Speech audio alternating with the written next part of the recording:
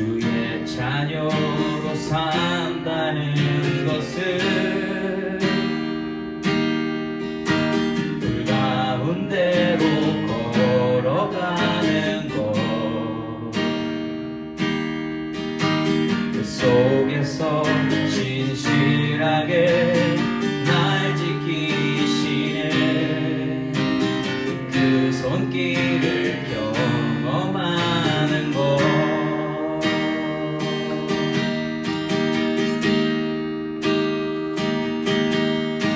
주의 자녀로 산다는 것을 바다 위로 걸어가는 것, 내 온몸을 덮쳐오는 폭풍 속에서 잠잠히 쭉 바라보는 것, 때론 물 가운데 휩싸일 때도 폭풍 가운데 무너질 때도 주님 내 곁에 함께 하시네. 가장 가까이에 함께 하시네.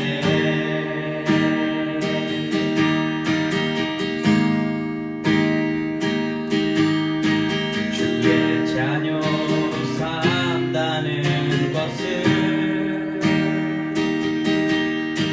나도 그들을 용납하는 것,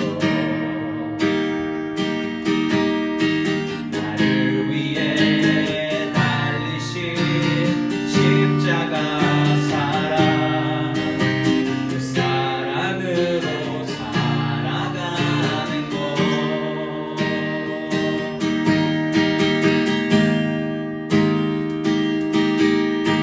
주의 자녀로 산다는 것을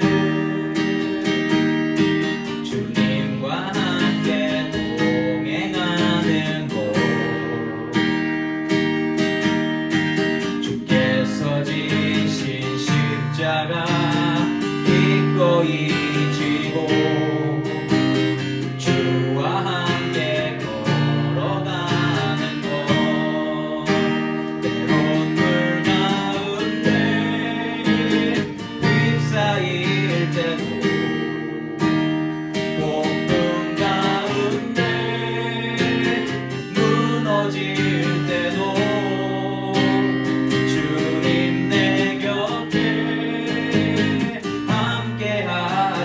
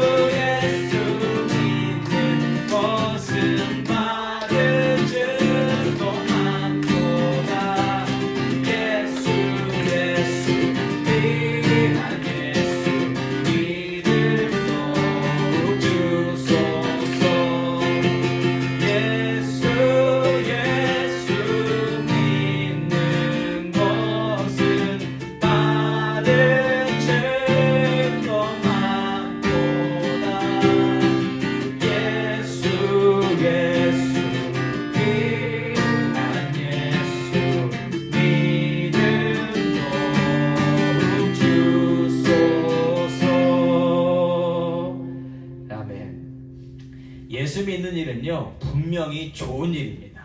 복된 일입니다. 그러나 예수를 믿음으로 말미암아 어려움이 찾아오기도 하는데 그 모든 상황 속에서 우리는 하나님의 이름을 찬양하는 그러한 백성인 줄 믿습니다.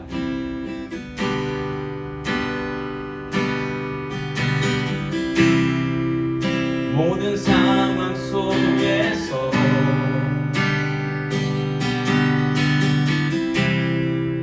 주를 찬양할지라.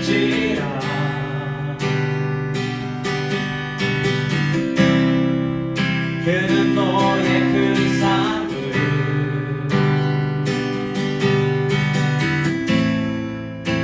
그 도움이시라.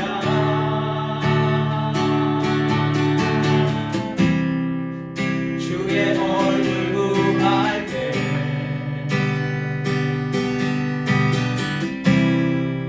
주의 영을 부으사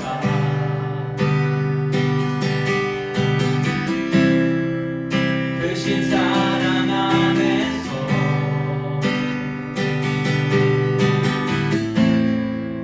주를 보게 하소서.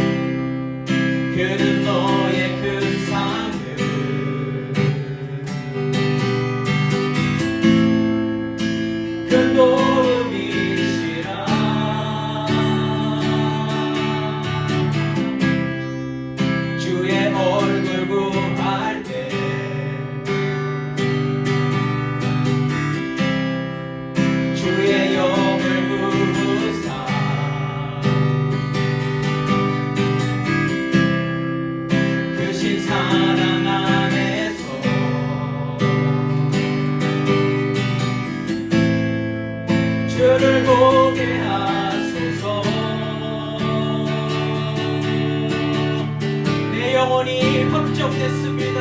내 영혼이 확정되고 확정되어 싸우니 믿음의 눈 들어 주를 바라봅니다.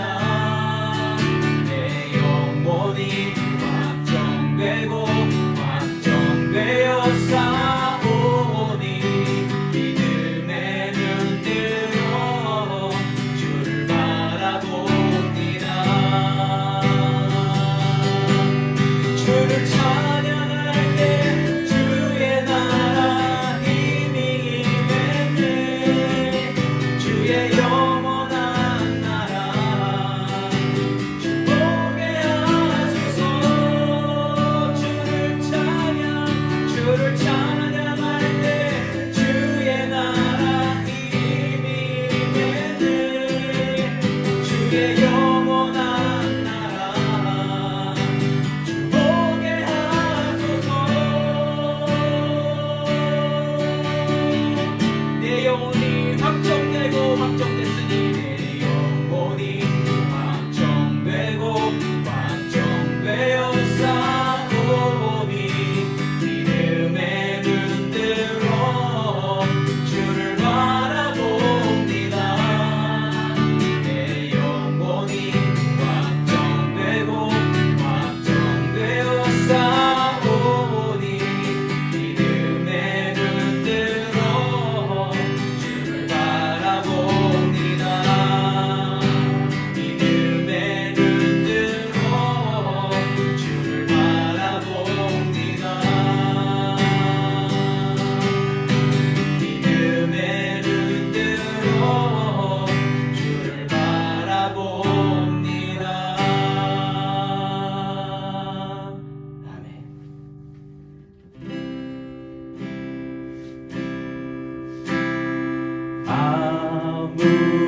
아무것도 두려워 말라.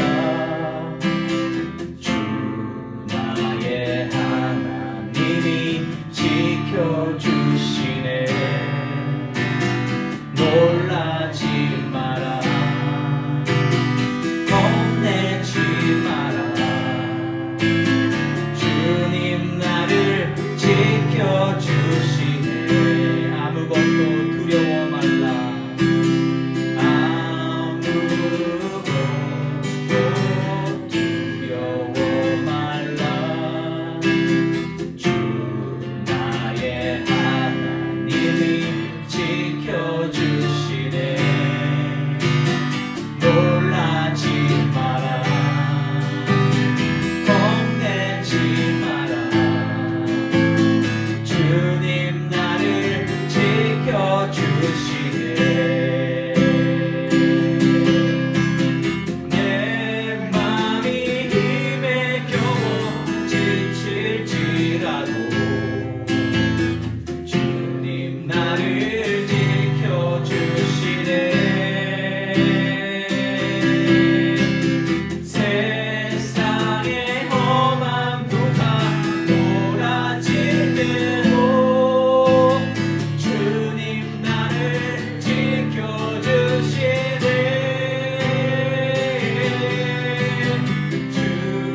주님은 나의 산성.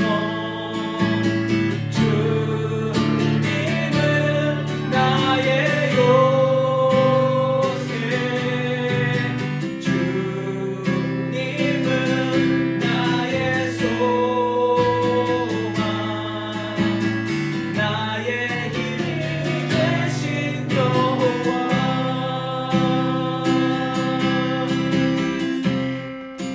아무것도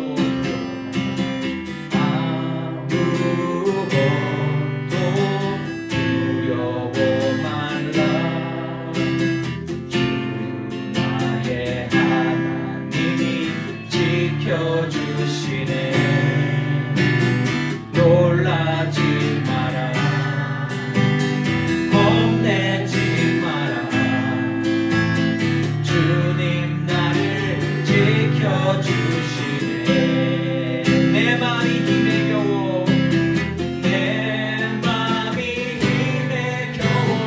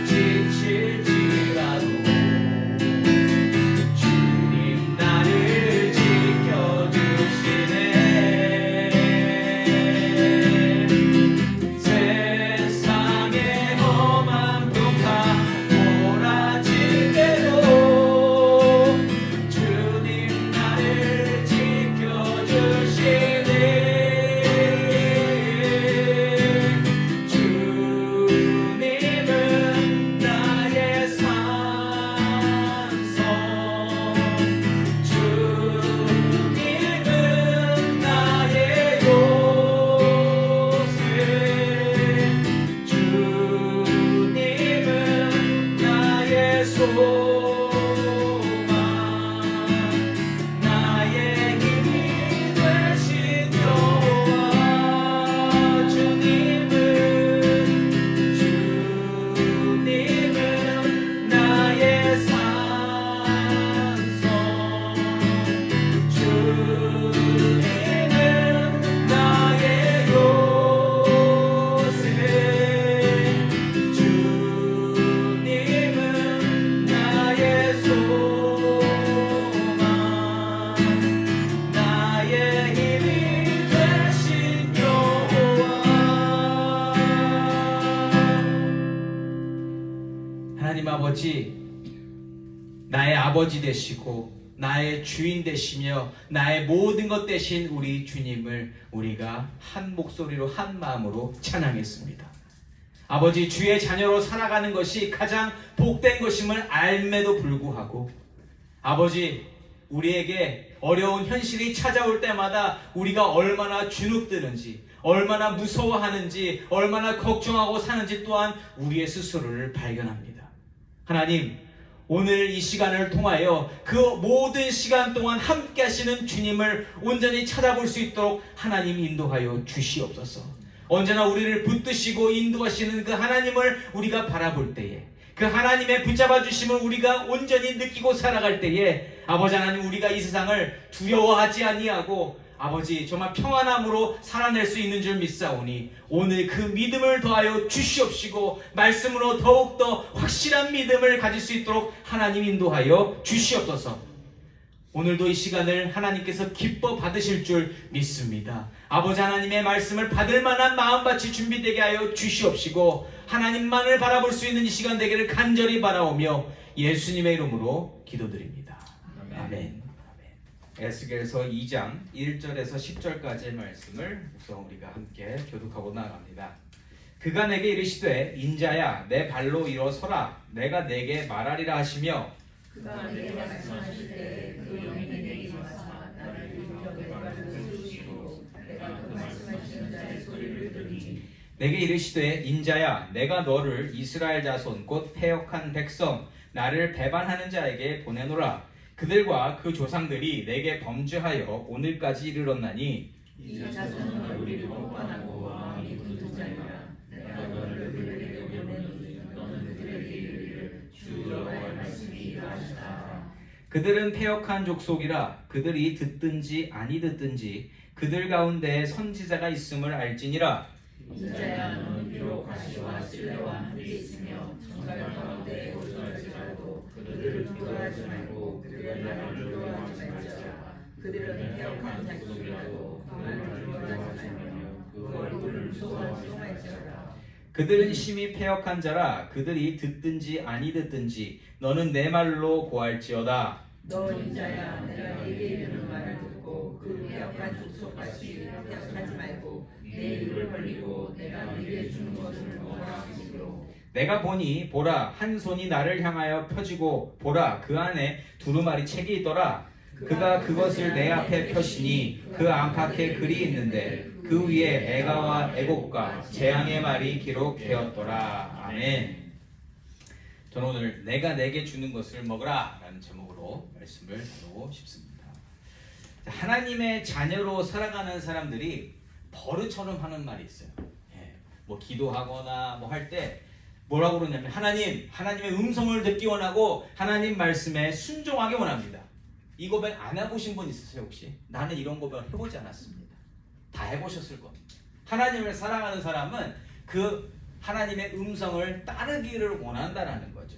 자, 그런데 여러분 이렇게 이야기하는 경우 중에 많은 경우가 어떤 경우가 있냐면 하나님을 믿으면 복을 받기 때문에 하나님 음성을 따르기 원합니다. 순종하기 원합니다. 하는 고백들도 많이 있다라는 겁니다. 여러분 하나님은요 우리의 육신이 아니라 우리의 영혼을 하나님의 영으로 채워주시는 복을 주시고 싶으신 분입니다. 하나님의 목적은 우리의 영혼이 하나님의 영으로 채워지는 거예요. 그런데 우리의 영혼보다 우리는 육신이 만족하는 복이 채워질 때를 경험하면서 그때 하나님을 더 뭐랄까 하나님을 높이고 싶어하고 하나님 사랑합니다 라고 고백할 때가 많이 있다라는 겁니다. 그럴 때 그 복이 더 임하기를 바라는 마음으로 하나님 말씀에 순종하기 원합니다 이렇게 얘기한다는 거죠. 그런데 오늘 말씀을 통해서 그러한 우리의 마음을 조금 바꿔보기 원합니다. 여러분, 하나님의 말씀에 순종하는 것은요 쉬운 일일까요? 어려운 일일까요? 굉장히 어려운 일입니다. 굉장히 어려운 일입니다. 왜냐하면 이 과정은 육신을 넘어서서 영원히 자리 잡아가는 일이기 때문이에요. 익숙하지 않은 죄인으로 태어나서 죄인의 모습을 가지고 있던 존재가 하나님의 거룩하심을 닮은 모습으로 변해갈 때에 여러분 그것은 쉽지 않은 일이라는 겁니다. 절대로. 왜냐하면 우리의 본능과 거슬러 올라가는 일이기 때문에 그렇다라는 것이죠. 그래서 여러분 순종이 뭐냐?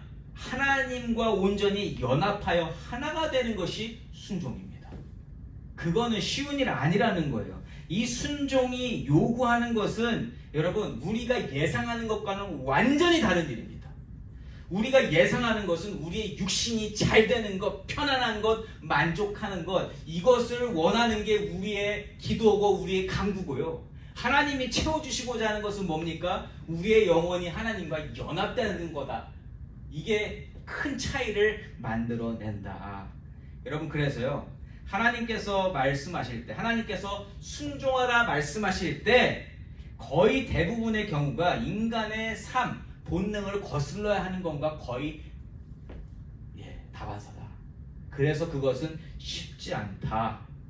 여러분 자 그래서 근데 하나님이 우리에게 고난을 주시고 고통을 주시고 우리의 삶을 거슬러 올라가야 하는 그러한 상황을 주시는데 왜 주시냐? 그때서야 비로소 내 영혼이 하나님과 연합됐는지 아니면 따로 놀고 있는지 그때 우리가 확인이 가능하기 때문입니다.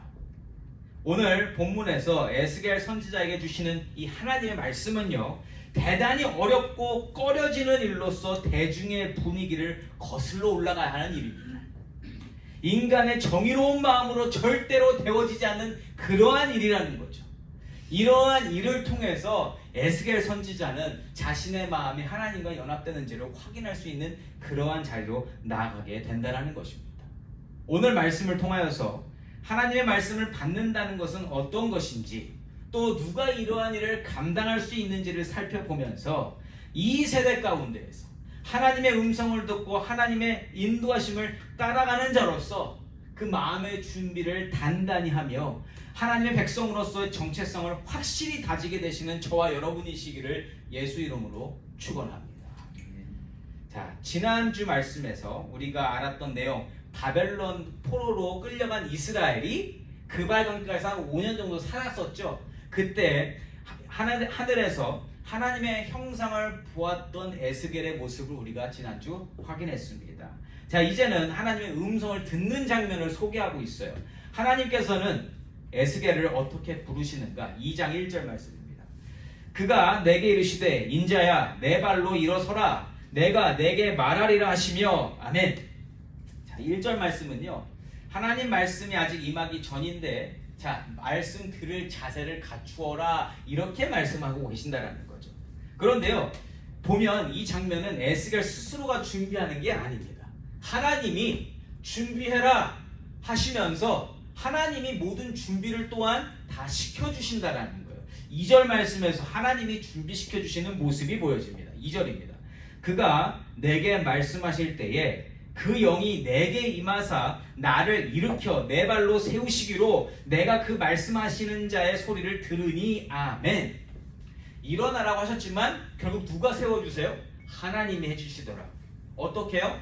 하나님의 영이 온전히 채워짐으로 말미암아 하나님의 말씀이 들리는 것과 동시에 말씀을 들을 만한 준비도 되어지고 있다는 겁니다.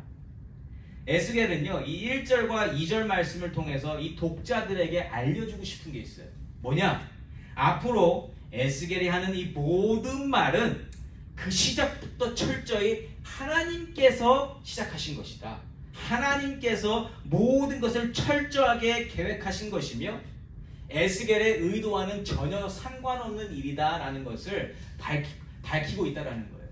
그래서 내가 준비한 것도 아니고 하나님이 하나님의 영으로 준비시켜 주셔서 임한 말씀이다라고 먼저 밝히는 거예요. 고로 이 모든 말은 나의 의도와는 전혀 상관이 없다. 그러한 에스겔의 마음은요, 지난주 1장 말씀에서부터 이미 전해지고 있는 중입니다. 자, 이렇게 준비되어지고 난 다음에 하나님의 역사로 말미암아 들리게 된 그 말씀의 핵심 내용은 무엇인가? 3절 전반부 말씀입니다. 내게 이르시되 인자야 내가 너를 이스라엘 자손 곧 패역한 백성 나를 배반하는 자에게로 보내노라. 아멘. 자, 주제가 뭡니까? 자, 이 에스겔서 전체의 내용이 바로 이거라는 거예요. 뭐예요? 하나님께서 에스겔을 이스라엘 백성들에게 보내시겠다라는 겁니다. 그런데 이스라엘은 패역한 백성이고 하나님을 배반한 자들이다라는 그 전제를 덧붙이신다는 거죠. 나쁜 놈들이다. 잘하고 있는 자들에게 칭찬하려고 보내시는 것이 아니라 잘못하고 있는 자들에게 보내려고 한다, 이렇게 말씀하신다라는 거죠. 얼마나 잘못하고 있는가? 3절 후반부와 4절 말씀입니다. 그들과 그 조상들이 내게 범죄하여 오늘까지 이르렀나니 이 자손은 얼굴이 뻔뻔하고 마음이 굳은 자니라. 내가 너를 그들에게 보내노니 너는 그들에게 이르기를 주 여호와의 말씀이 이러하시다 하라. 아멘. 자, 이 두 구절을 통해서 알 수 있는 것, 이제까지 하나님께서 이스라엘의 죄악에 대해서 얼마나 참고 인내하셨는지를 드러내세요. 내가 끝까지 참았다. 여기까지 참았다. 자, 이렇게 그냥 슬쩍 읽어보면 이스라엘의 깊은 죄악과 이스라엘을 향한 하나님의 진노가 느껴지는 말씀처럼 들리지만 사실요, 이 말씀은요 굉장히 긍정적인 말씀입니다. 무슨 뜻인가? 여러분, 강한 부정은 강한 긍정이라는 논리가 성립이 되죠. 그렇죠? 이스라엘이 너무나 깊은 죄악 속에 살면서 하나님의 이름까지 부르는 뻔뻔한 모습을 가지고 살았지만 하나님은 오늘 뭘 하시겠대요? 하나님이 하시고자 하는 게 뭡니까? 에스겔에게 내가 너를 그들에게 보내겠다. 그 악하고 얼굴이 뻔뻔하고 마음이 굳은 자들에게 나의 사람, 내 메신저를 보내겠다, 이 얘기를 하시는 거예요. 즉 바벨론에게 멸망당해서 포로 생활하면서 꽤 많은 시간이 지나는 동안 한 번도 드러나지 않으셨던 하나님, 그래서 이스라엘 백성들은 버림받았다고 생각하는 그 자리에 하나님은 스스로 드러내시며 이스라엘에게 나타나신 거라는 거예요. 여러분, 이거보다 더 벅차고 희망찬 메시지가 있을까 싶습니다. 이거는 정말 복음이라는 거예요. 하나님이 떠나지 않으셨다. 그들을 포기하지 않으셨다. 정말 마음이 뻔뻔하고 아주 패역한 백성이지만 하나님이 그들에게 나타나셨다라는 거예요. 자, 이렇게 그러니까 제가 이렇게 설명을 들으니까 희망적으로 보이지, 사실 그냥 2절 말씀 읽으면 희망으로 느껴지세요? 잘 안 느껴지잖아요. 그렇죠? 자, 그러면 현실 속에 있는 이스라엘 백성들은 어떻게 받아들일까? 뭐 기쁠까요? 지금? 별로 안 기쁠 겁니다. 이스라엘이 현재 겪고 있는 현실이 뭐예요? 멸망당해서, 바벨론에게 멸망당해서 이방 나라에게 포로 생활을 하고 있는 중입니다. 자, 그런데 이스라엘은 역사적으로 이러한 현실에 대해서 더 비극적인 현실로 받아들여요. 왜요? 애굽의 종살이라는 그 역사가 있잖아요. 그렇기 때문에 지금 다른 나라의 종살이로 있는 것이 굉장히 큰 아픔이고 비극이고 굉장히 싫은 현실일 겁니다. 그러면서 그러한 현실을 지금 부정하고 싶고 그 현실을 불평하고 있을 것이라는 것이죠. 자, 그런데 그러한 상황에서 하나님은 떠나지 않으시고 함께 하시는 축복이 임하고 있는 게 사실인데, 인간은 나의 어려운 현실이 바뀌어지지 않으면 그것이 복인지 전혀 깨닫지 못한다는 거예요. 우리가 뭐 그냥 조금만 아프기만 해도 그걸 복으로 여깁니까?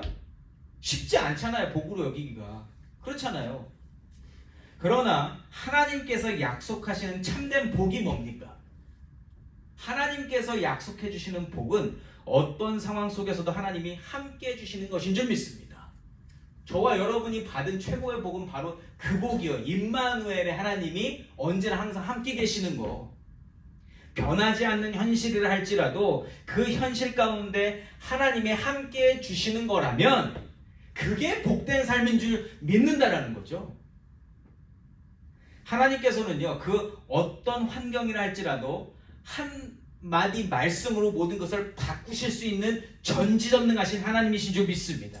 이 믿음만 있으면 내 현실이 지금 정말 최바닥에 있다 하더라도 하나님은 순간 바꾸실 수 있다는 거예요. 그걸 믿고 사는 자, 나와 하나님이 나와 지금 함께 계시다라는 것을 믿고 사는 자는요, 그래서 복되다라는 거예요. 그래서 자, 하나님께서 오늘 패역한 이스라엘에게 주시는 약속이 뭡니까? 그들에게 처음부터 주셨던 약속이 뭐예요? 이스라엘에게 내가 너와 함께 하겠다라는 거 아니에요? 너희와 언제나 함께 하겠다라는 것을 하나님은요 계속 말씀해 주셨어요. 이스라엘을 떠나지 않으시겠다.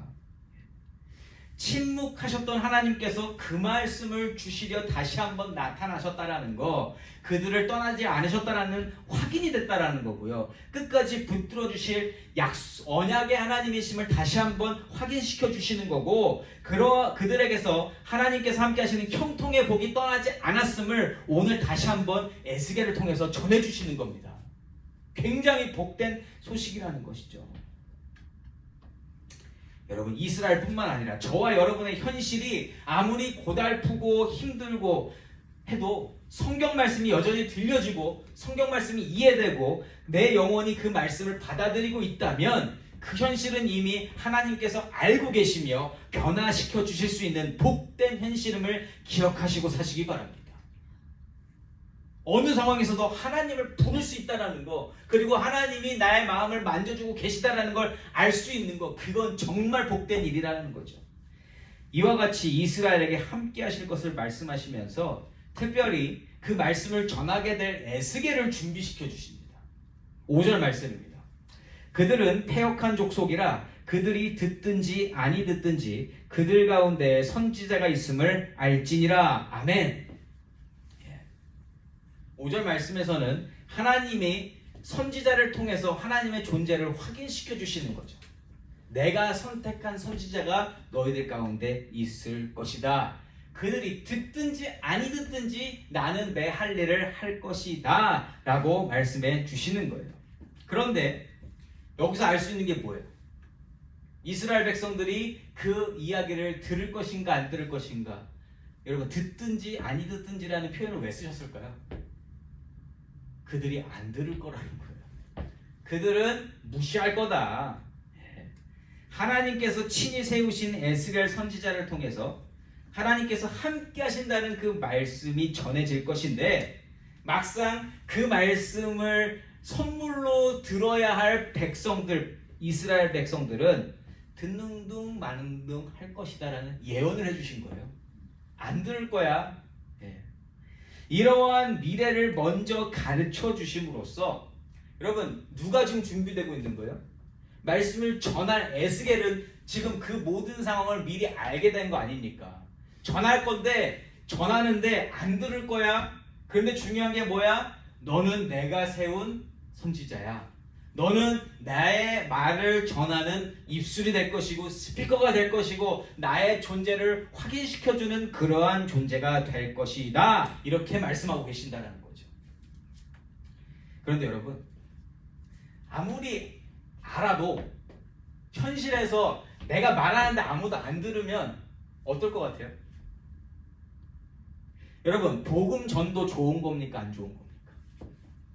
노방전도 좋은 거예요? 안 좋은 거예요? 좋은 거잖아요. 예수의 복음을 전하는 너무 아름다운 일 아니에요? 어떠한 한 생명, 예수를 모르는 자에게 가서 예수의 이름을 전하고 예수님이 당신을 사랑하시는데 당신의 죄 때문에 돌아가셨습니다라고 하는 그 복음을 전하는 거 너무나 좋은 일이죠. 그런데 여러분, 상식적으로 일반적으로 자, 그냥 모르는 사람한테 예수 복음 전하면 받는 경우가 많습니까? 안 받는 경우가 많습니까? 안 받는 경우가 많다는 거 알아요? 몰라요? 다 알죠? 알고 해서 거절당하면 기분 나빠요? 안 나빠요? 알고 하는데, 알고 해도 그 사람이 안 받으면 기분이 나쁜 게 우리의 솔직한 마음이라는 거예요. 여러분 마켓 가서 한번 해보실래요? 예수 믿으세요 했는데 됐어 이러면 그 굉장히 마음이 디스커리지 됩니다. 해보면 알아요. 저는 해봤기 때문에 해보면 알아요. 너무 힘들어요. 아니 그냥 인사하면 다 받아주잖아요. 사람들이 뭐 잘 지냈어 이러면 되는데 예수 믿으세요 그러면 얼굴이 굳어집니다. 희한하죠? 이처럼 그걸 예상하고 가도 힘들다라는 거예요. 알아도. 자, 에스겔이 지금 이 모든 상황을 들었습니다. 그런데 듣고 가서 이걸 행하는데 아무도 안 들으면 마음이 어떨까요? 힘들 거라는 거예요. 힘들 거라는 거예요. 알아도 힘든 일을 에스겔이 맡게 된 거예요. 그래서 하나님은요 모든 것을 미리 가르쳐 주시는 겁니다. 6절 말씀입니다. 인자야 너는 비록 가시와 찔레와 함께 있으며 전갈 가운데에 거주할지라도 그들을 두려워하지 말고 그들의 말을 두려워하지 말지어다. 그들은 패역한 족속이라도 그 말을 두려워하지 말며 그 얼굴을 무서워하지 말지어다. 아멘. 아멘. 하나님 되게 감사하죠. 가르쳐 주시니까. 그렇죠? 하나님께서 에스겔의 마음속에 담아주시는 것은요 에스겔이 행할 일들에 대한 결과물이 아닙니다. 그 결과는 신경 쓰지 마. 너는 내가 친히 택한 선지자야. 너는 나의 말을 전할 자야. 그들이 정말 패역한 백성으로서 그들의 모습이 정말 가시와 찔레 같고 전가 같을지라도 너는 나를 보고 살아라. 이 뜻이에요. 다 아시잖아요. 그냥 읽으시면 아시는 거잖아요. 그렇죠? 하나님을 바라보는 자로서 하나님 편에서 하나님을 증거하라고 하나님이 말씀하시는 겁니다. 자, 그런데 여러분 이게 정말 쉽지 않다는 겁니다. 우리는 어떻게 트레이닝을 받은 사람들이에요? 우리는 결과가 중요한 사람들이에요. 세상이 그렇게 여러분 우리를 가르치고 있지 않습니까? 여러분 초중고 기본 학교 교육에서 무엇을 우리에게 심어주냐면 우리에게 중요한 거 모든 과정 중에 졸업이 제일 중요한 거 아니에요? 모든 과정 중에 미텀 파이널 보고 그 점수가 좋아야 졸업을 한다. 맞습니까? 그리고 그러한 모든 것이 좋은 것들이 쌓여서 좋은 대학에 가야 되고 좋은 직장에 가야 된다라는 그러한 고를 우리가 알게 모르게 심어준 거 아니에요? 결과가 너무 중요하다라는 거예요. 그래서 우리는 그 결과에 대해서 굉장히 이렇게 심사숙고하고 결과에 대해서 또한 두려워하고 궁금해하고 좋은 결과를 얻기 위해서 노력하는 그러한 삶을 살고 있지 않아요? 그런데 지금 에스겔이 하는 일은 그 결과를 향한 일입니까?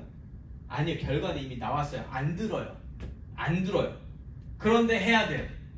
그리고 그 일은 심지어 너무너무 어려운 일이다라는 거예요.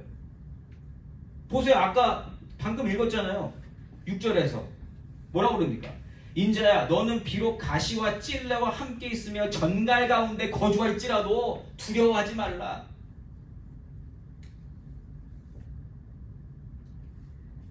여러분 여기서 저는 한 가지 그런 생각이 들었습니다.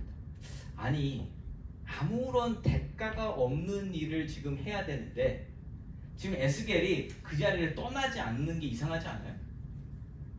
여러분 누가 우리에게 무슨 일을 맡깁니다. 그런데 그 일에 대한 아무런 대가가 없어요. 근데 되게 어려운 일이에요. 희생을 해야 되는 일인데 그 희생에 대한 아무런 대가가 없어요. 그러면 여러분들은 하시겠습니까? 우리는 그런 걸 하라고 배운 적이 없어요. 세상은 그렇게 가르쳐주지 않아요. 세상은 어떻게 가르쳐줘요? 제일 그 대가가 큰 곳으로 가라고 우리를 가르쳐주지 않습니까? 그런데 에스겔은 지금 하나님의 명령을 받고 있는데 하나님이 이 명령을 주시는 가운데 단 한 구절도 이렇게 하면 내가 좋은 것을 줄게라고 약속하시는 부분이 있어요? 없어요? 없습니다. 단 한 군데도 없어요. 하나님은 그저 에스겔을 부르셨고 하나님의 영을 채워주셨고 그리고 너는 가서 내 말을 전해라. 그런데 그들이 안 들을 거다. 그리고 네가 하는 일은 마치 가시와 질질라와 함께 있으면 전갈 가운데 거주하는 일처럼 힘들고 고통스럽고 아프고 하기 싫은 일처럼 여겨질 것이다. 이렇게 말씀하고 계시다는 거예요. 이건 충격적인 일입니다, 여러분. 세상의 이치와는 완전히 다른 모습이라는 거예요. 그런데 에스겔은요, 이 글을 쓸 때는 이미 순종하고 있는 자세 아니에요? 하고 있기 때문에 이 글을 쓴 거 아닙니까? 싫습니다 이렇게 하지 않아요. 본인은 그렇게 했다라는 거예요. 그런데 왜 이렇게 할 수 있었을까요? 왜? 에스겔은 하나님을 인격적으로 만난 사람이기 때문입니다.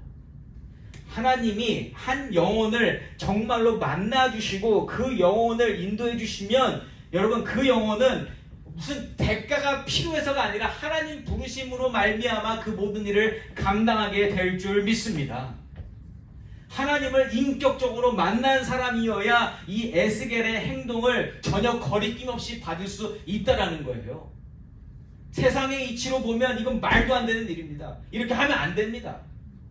그러나 하나님을 만난 자, 하나님을 사랑하는 자, 하나님이 말씀하시는 것이 무엇인지를 듣고 싶어하는 자는 이 말씀을 전혀 의심 없이 받아들인다는 거예요. 여러분 이러한 말씀 들으면서 그렇게 의심해 본 적 있어요? 아니 대가가 없는데 왜 이렇게 해? 그러한 생각이 없으셨다면 여러분은 성령의 사람인 것으로 믿으시기 바랍니다. 성령이 이끌어 가시기 때문에 거기에 대한 대가에 대해서 별로 궁금해하지 않는 거예요. 선지자는 대가에 대해서 궁금해하지 않습니다. 뭐가 없어도 돼요. 왜요? 하나님 한 분이면 되니까. 하나님 한 분이면 되니까.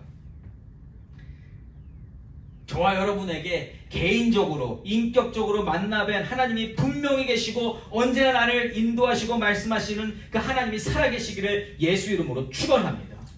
그 하나님만 계시면 이보다 더한 것이 있어도 우리는 하게 된다는 거예요. 그러나 내 힘으로는 절대 못한다. 내 스스로의 결단과 다짐과 내 의지로는 할 수 없는 일이라는 거예요.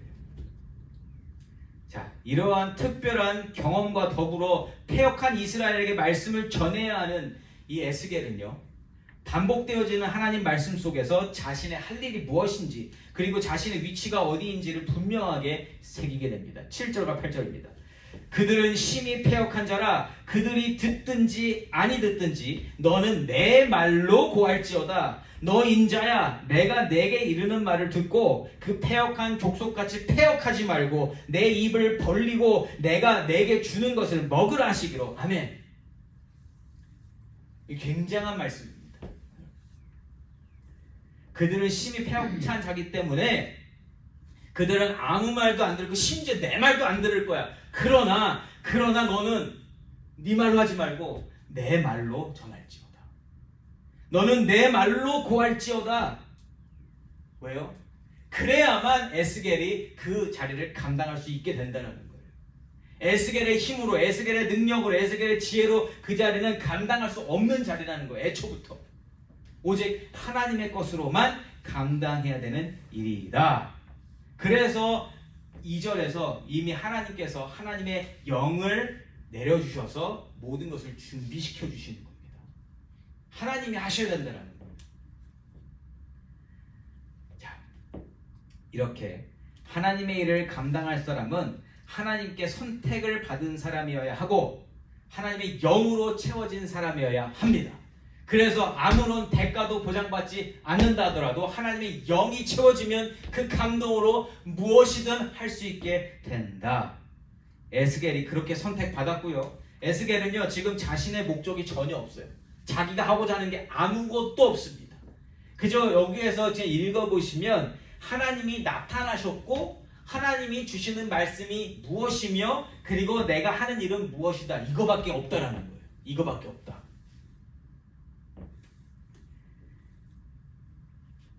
사명이 확실히 자리 잡은 후에는요 전달되어져야 할 하나님의 말씀이 입력되어야 되겠죠.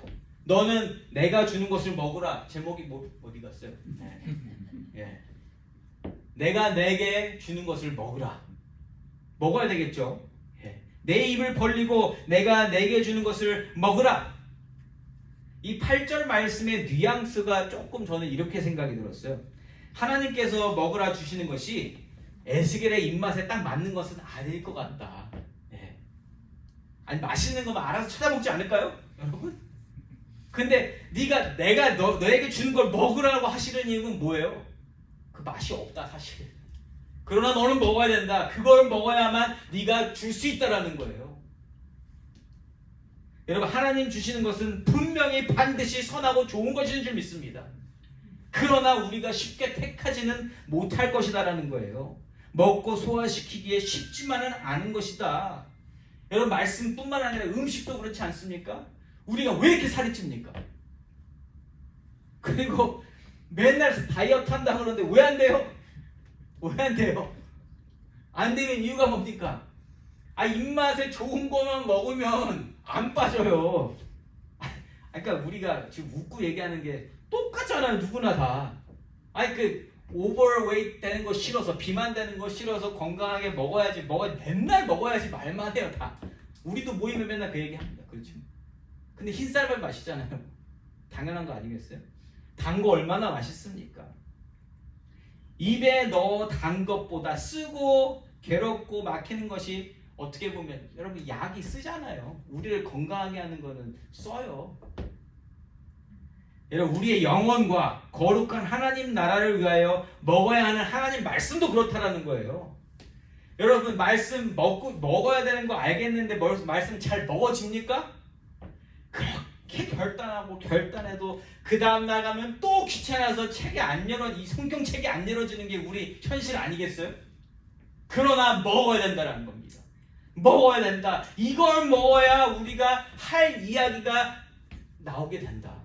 내 얘기가 아니라 하나님이 하시고 싶은 그 말씀은 우리가 먹어야 이것이 나올 수 있다는 거예요. 먹지 않고 어떻게 나올 수가 없다. 이렇게 준비되어져야만 7절 말씀처럼 하나님의 말씀을 구할 수 있다는 거예요. 이렇게 준비되어져야만 개인의 의견과 생각이 튀어나오지 않고 오로지 하나님 말씀만 전달되어지게 된다는 겁니다. 그리고 그 패역한 백성들을 향하여서 듣든지 아니 듣든지 그들에게 말할 때에 괜찮으려면 하나님 말씀만 전해야 된다는 거예요. 거기에 내가 무언가를 하려고 하면 반응 안 될 때 인간은요 거기서 무너집니다. 뭘 했는데 안 돼요. 그러면 거기서 무너질 수밖에 없다는 거죠. 이제 하나님께서 에스겔이 먹어야 할 하나님 말씀이 무엇인지 주시면서 오늘 2장 말씀이 마무리되어집니다. 9절과 10절입니다. 내가 보니 보라 한 손이 나를 향하여 펴지고 보라 그 안에 두루마리 책이 있더라. 그가 그것을 내 앞에 펴시니 그 안팎에 글이 있는데 그 위에 애가와 애곡과 재앙의 말이 기록되었더라. 아멘. 자, 2장 말씀의 그 인트로덕션을 통해서 이제 무슨 내용이 여기에 있을지가 나왔습니다. 에스겔이 먹어야 하는 말씀은요, 애가와 애곡과 재앙의 말이 담긴 말입니다. 이스라엘을 향한 심판의 말씀을 우선 먹어야 된다는 거예요. 죄악을 바라보시는 하나님의 마음을 담은 그 슬픈 노래, 애곡, 애가, 재앙의 말, 심판의 말, 에스겔이 먹고 뱉어야 하는 말씀이 바로 그러한 말씀이다라는 거예요. 물론 나중에 가면 구원과 회복의 말씀도 있습니다. 그러나 우선 전해야 될 것, 우선 먹고 전해야 될 것은 심판의 말씀, 그 죄악에 대한 말씀이다라는 겁니다. 여러분, 에스겔의 자리를 한번 상상해 보세요. 하나님이 심지어 직접 말씀하셔서 저들은 뻔뻔한 얼굴을 가진 자들이다. 저들은 정말 그 죄악이 깊고 패역한 백성들이다. 그런데 그들한테 가서 당신 패역한 백성입니다라고 이야기하라고 하나님이 시키시는 거예요. 여러분, 지금 나가서 그냥 조용히 얘기하는 게 아니라 당신들은 다 죄인입니다 라고 얘기해야 돼요. 지금 아틀란타 어디 사람들 많이 모인 데 가서 해야 돼요. 이거 쉽겠습니까? 하고 싶으세요? 좋은 말 하는 게 아니에요. 잘했다고 칭찬하는 일이 아니에요. 죄인한테 죄인이라고, 당신 죄인입니다라고 가서 얘기해야 돼요. 이거 어려운 일이라는 거예요. 인간의 힘으로는 도저히 할 수 없는 일이 바로 에스겔이 감당해야 될 일이라는 거예요. 그래서 하나님은요, 이처럼 단단히 마음을 준비시켜 주시는 거고요. 하나님의 영으로 에스겔을 둘러싸 주신 줄 믿습니다. 그게 없으면 못하는 일이라는 거예요. 사랑하는 성도 여러분, 오늘 에스겔이 준비되어지는 장면은요, 예사롭지 않습니다. 결단과 다짐으로만 되어지는 일이 절대 아니라는 것이죠. 여기서 알 수 있는 게 뭔지 아세요? 성도로 산다는 거, 믿음으로 산다는 거, 하나님 말씀을 받고 산다는 것은요, 이처럼 하나님의 특별하신 계시와 만남, 하나님이 준비시켜 주시는 과정 없이는 절대로 되어지는 일이 아니라는 겁니다. 우리가 쉽게 저는 예수를 믿는 사람입니다라고 이야기할 수는 있을지 몰라도 여러분, 그 일은요 절대로 나 스스로 할 수 있는 일이 아니라는 겁니다. 내가 오늘 예배자로 살고, 내가 오늘 기도하는 자로 살고, 내가 오늘 찬양하는 사람으로 살 수 있는 것은 하나님이 그 모든 것을 준비시켜 주셨고, 하나님이 이 세상을 이길 만한 그 능력을 주셨기 때문에 오늘 우리가 그 모습을 가지고 살아가는 줄 믿습니다. 우리가 성도의 삶은 반드시 하나님으로부터 시작되어야 합니다. 나부터 시작되면 주일 말씀에 시몬처럼 그렇게 변질돼서 결국엔 꺾여진다라는 거예요. 돈 주고 권능을 사고 싶은 그러한 모습이 된다. 그리고 하나님 약속하신 것이 무엇인지를 아는 사람이 하나님의 말씀을 순종할 수 있어요. 여러분, 대가를 원하는 사람은 하나님 말씀을 절대로 순종하지 못합니다. 하나님이 대가를 약속하신 적이 없어요. 네가 그만큼 하면 내가 이만큼 줄게. 단 한 번도 그렇게 말씀하신 적이 없어요. 물론 축복의 말씀에서 신명기 5장이라든지 뭐 하면 이렇게 해줄게. 근데 그게 목적이 아니에요. 하나님은 우리를 구원하시는 것이 목적인 줄 믿습니다. 우리의 영혼이 진정 구원받아서 하나님과 영원히 함께 있는 것을 하나님은 우리에게 주시고 싶어 하신다. 그걸 깨달아야만 우리가 하나님 말씀에 순종할 수 있다는 거예요. 그냥 순종하겠습니다, 하나님 음성 듣기 원합니다 해서 들을 수 있는 것이 아니고요.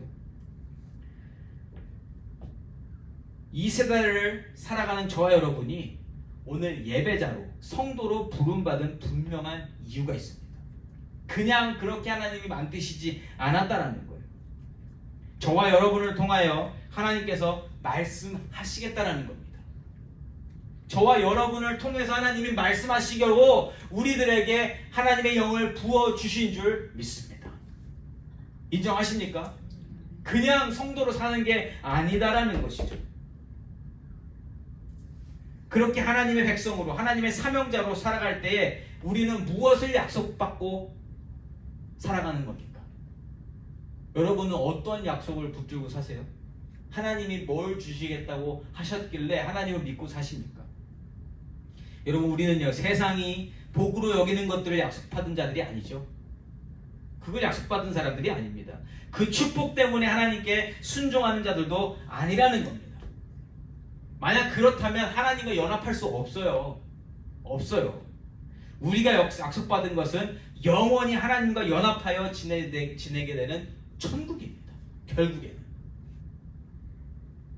그리고 아직 죄인된 자들 중에 그러한 천국을 아직 모르는 자들 가운데 하나님이 택하신 백성, 그 천국을 알게 될 사람들, 그들을 향하여 하나님의 말씀, 예수의 복음을 삶으로 전하며 하나님 주시는 평강과 은혜로 살아가는 사람이 저와 여러분 같은 예배자고 성도고 하나님의 자녀인 줄 믿습니다. 우리의 정체성을 다시 한번 확고히 다지면 좋겠습니다. 우리는 어떠한 사람들인지, 우리는 왜 지금 이 자리에 있는지, 오늘 왜 이렇게 하나님의 말씀을 듣고 있는지. 그래서요, 저와 여러분의 삶은요, 에스겔의 삶과 그닥 크게 차이가 나지 않습니다. 여러분, 에스겔 특별해 보이잖아요. 근데 우리도 특별하다는 거예요. 이 말씀이 들려지는 우리가 특별한 존재라는 거예요. 제가 처음에 기도하지 않았습니까? 하나님, 이 말씀이 받아들여지도록 마음을 준비시켜 주시라고. 여러분, 이 말씀을 이렇게 전해도 못 알아들을 수 있다는 거예요. 누구요? 하나님의 영이 허락하지 않은 존재는 이 말씀을 못 알아듣습니다. 에스겔의 삶과 크게 다르지 않다는 것은 무슨 뜻인가? 우리의 삶 역시 에스겔처럼 패역한 이 세대를 향하여 하나님이 먹여주신 이 말씀을 내뱉고 전달하며 살아가야 하는 사명자라는 거예요. 그렇다면 어떻게 해야 된다고요? 8절처럼 내 입을 벌리고 내가 내게 주는 것을 먹으라 하실 때에 그것을 먹어야 하는 줄 믿습니다. 그래서 오늘 지금 잡수시고 계신 거예요. 그렇게 살고자 할 때에 여러분 하나님 편에 서서 살면 세상을 볼 때 세상이 두려워 보일 수 있습니다. 하나님이 안 보이거든요. 하나님이 나를 보호하고 계시는데 내가 보는 건 세상이잖아요. 그래서 세상이 두려워 보일 수 있습니다. 그러나 하나님께서 오늘 뭐라고 하세요? 두려워하지 말라. 두려워하지 말라. 6절에서 뭐라고요? 가시와 찔레와 함께 있으면 정갈 가운데 거주할지라도 두려워하지 말라. 왜요? 하나님이 함께 계실 거니까. 패역할 이스라엘 백성들과도 함께 계시는 하나님께서 하나님의 일을 감당하는 에스겔에게 당연히 함께 계실 거라는 것이 오늘의 골자입니다. 오늘 말씀. 저와 여러분과도 하나님이 함께 하시는 줄 믿습니다. 우리가 예배자로 살아가는 그 모든 순간순간마다 지금까지도 함께 해주셨고요. 앞으로도 함께 해주시며 우리도 에스겔처럼 이 패역한 세대 가운데 말씀을 전해야 될 때, 삶으로 하나님을 드러내야 될 때에 하나님이 도와주실 줄 믿습니다. 우리는 할 수 없잖아요. 오늘 우리는. 두려워하지 마시기 바랍니다. 그저 하나님께서 주시는 것을 먹고 그것을 전하는 가운데 패역한 백성들의 반응에 대해서 우리가 두려워하거나 그거에 대해서 걱정하는 것이 아니라 그러한 일을 나에게 맡겨주신 하나님을 바라보며 나의 산성과 나의 요새 되어주시고 나의 영혼이 안식하게 하신 하나님을 바라보시며 평안으로 살아가시는 저와 여러분이시기를 예수 이름으로 축원합니다. 아멘.